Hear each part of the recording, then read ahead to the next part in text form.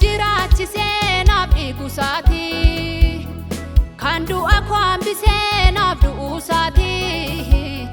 kan baadii koo hambisee araarasaati karaa Yesuus araarameera naaf baatti otonni naan dhufne silaa badeen ture madaa'usaan dhufee cubburraa na fure lubbuu anaaf kennee reebamuu fannifamu naaf jedhee kun hunduu akkisaan argamu lubbuu anaaf kennee reebamuu fannifamu naaf jedhee kun hunduu akkisaan argamu.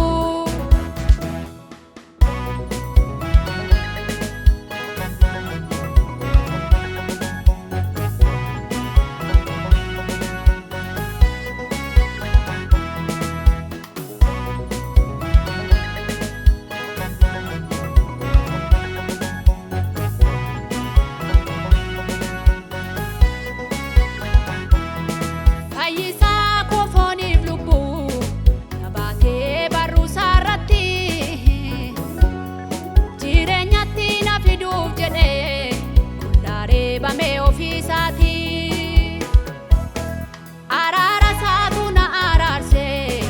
abbaa wajjin na godhe firaa jaalallee lubbuu akkanne akkisaan hafeessa jira abbaa waammatanii kan akkasaa jaallatee naaf laatee lubbuusaa gara laafessa lubbuu kennu garraamii akkasaan argannu abbaa waammatanii kan akkasaa jaallatee naaf laatee lubbuusaa gara laafessa lubbuu kennu garraamii akkasaan argannu.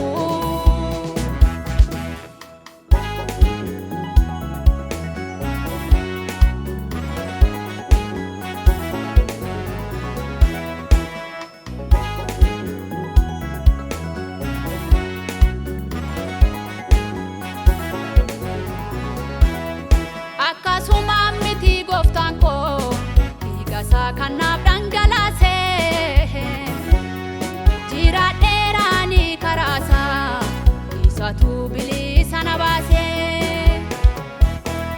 otoo ani of hin beekini isaan na barbaade iddoo gadi gadi jaalala koof jedhe kan du'e na oolfate badii Hagalatoomuni waan anaan filatee dhuunfaana godhachuuf lubbuu isaanaaf laatee Hagalatoomuni waan anaan filatee dhuunfaana godhachuuf lubbuu isaanaaf laatee